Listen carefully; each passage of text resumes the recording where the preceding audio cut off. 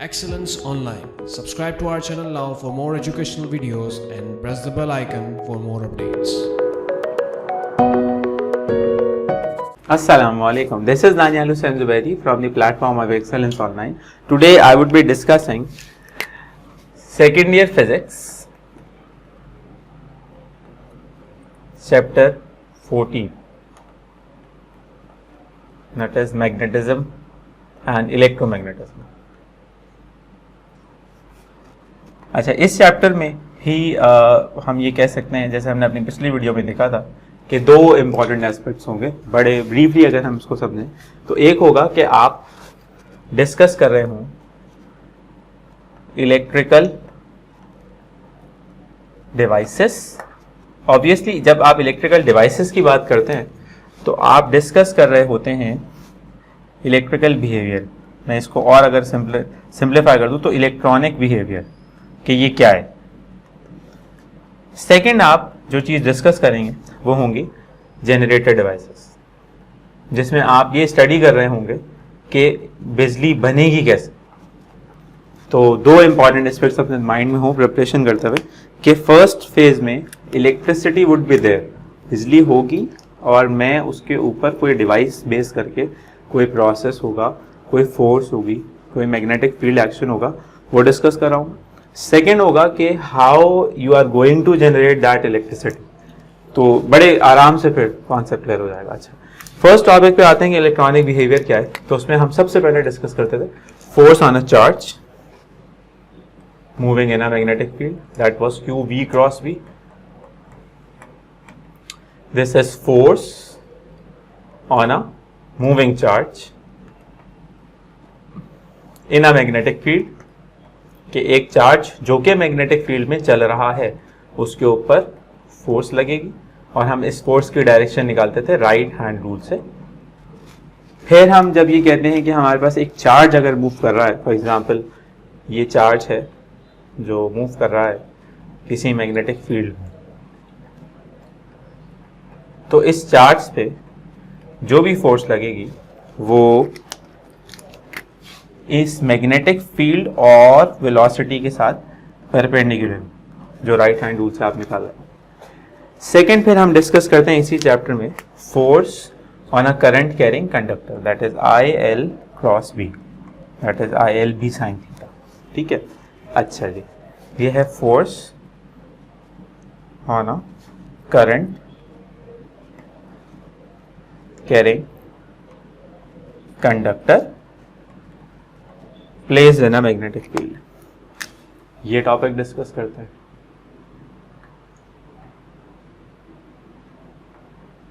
Then हम फिर discuss कर रहे होते हैं कि आपके पास अगर एक चार्ज था जो पहले चल रहा था तो वहां पे तो ये फोर्स होगी। अगर कोई चार्ज है जो किसी वायर में चल रहा है, किसी कॉइल में चल रहा है, तो उस पर ये वाली फोर्स होगी जो इन दोनों के साथ परपेंडिकुलर होगी।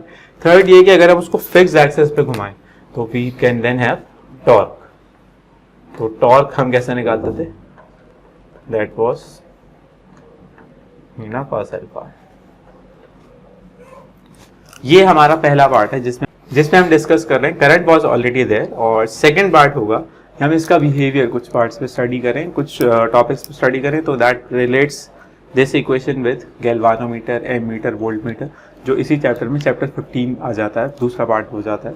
लेकिन फिलहाल आप ये बात ज़हन में रखेंगे कि current was already there, charge था, चार्ज के ऊपर फोर्स लगी है। करंट कैरिंग कंडक्टर में भी चार्ज था, उस पर फोर्स लगी है। कॉइल में मौजूद था करंट और कॉइल घूम रहा है। नेक्स्ट फेज आता है कि आप पावर जनरेशन कैसे करते हैं। तो उसके लिए हम दो तीन चीज़ें पढ़ते थे, हम उसको रिकॉल करें। फर्स्ट होता था magnetic flux, that was B dot delta A dot product. Flux बुनियादी तौर पे कहा जाता है फ्लो, बहाव।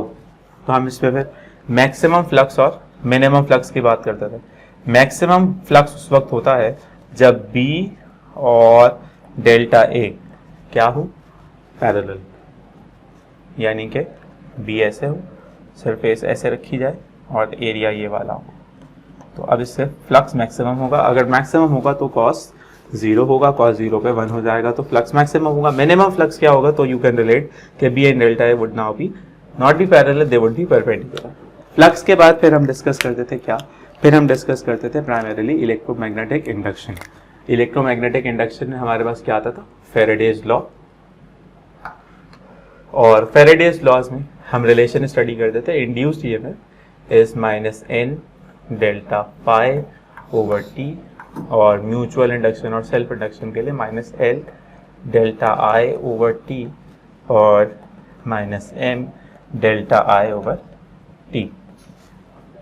अच्छा, then we can also relate कि ये नेगेटिव साइन किस वजह से आता था, that was due to Lenz law. तो लेंज लॉ से रिलेटेड हम फिर ये डिस्कशन कर रहे होते हैं कि this is primarily related to law of conservation of energy. देखिए, एक बात तो बड़ी सिंपल है कि आप इक्वेशन की जब बात कर रहे होते हैं तो अगर आप उसे समझें, what it says induced EMF is minus N delta phi over t. तो आप कह रहे हैं कि ईएमएफ इंड्यूस हुआ जब आपने फ्लक्स चेंज किया, और it is dependent on the number of turns of the coil. तो फ्लक्स चेंज करने से ईएमएफ इंड्यूस हुआ, तो फ्लक्स चेंज करने के लिए जो आप वर्क करेंगे that is primarily converted into electrical energy. तो ये मैं वो था रिलेशन जो डिस्कस कर रहा था चैप्टर के बिगनिंग में, कि आप फर्स्ट सेक्शन में बिल्कुल रिवर्स जा रहे होते हैं कि आपके पास चार्ज होता है और आप उससे फोर्स यानी कि वर्क ले रहे होते हैं, लेकिन सेकंड सेक्शन में आप क्या डिस्कस कर रहे हैं कि आप वर्क कंज्यूम कर रहे हैं और उसको कन्वर्ट कर रहे हैं इलेक्ट्रिसिटी में। So this is also law of conservation of energy, that is why it is negative. Then फिर हमारे पास इसके बाद आता है बायोट एंड सेवरेट लॉ और एम्पेयर्स सर्किटल लॉ, जो हम इसमें डिस्कस करते थे। बायोट एंड सेवरेट लॉ हम डील करते हैं तो हम कहते हैं कि magnetic flux density is mu naught I over 2 pi r for a wire. Field circular होती है, फिर सॉलिनॉइड वगैरह और टोरॉइड वगैरह। सॉलिनॉइड के लिए हम लिखते हैं V is equals to mu naught N I over L, और टोरॉइड के लिए हम लिखते हैं V is equals to mu naught N I over 2 pi r. तो ये याद करना बड़ा आसान है कि सॉलिनॉइड लीनियर डायरेक्शन में होता है, स्ट्रेट होता है, जबकि टोरॉइड आपके पास सर्कुलर कॉइल होता है, तो उसमें सर्कमफेरेंस आ रहा है, इसमें लेंथ आ रही है। देन फिर हमारे पास एम्पेयर सर्किटल लॉ होता है, जहाँ पे हम कहते हैं कि आपके पास जो डॉट प्रोडक्ट है वो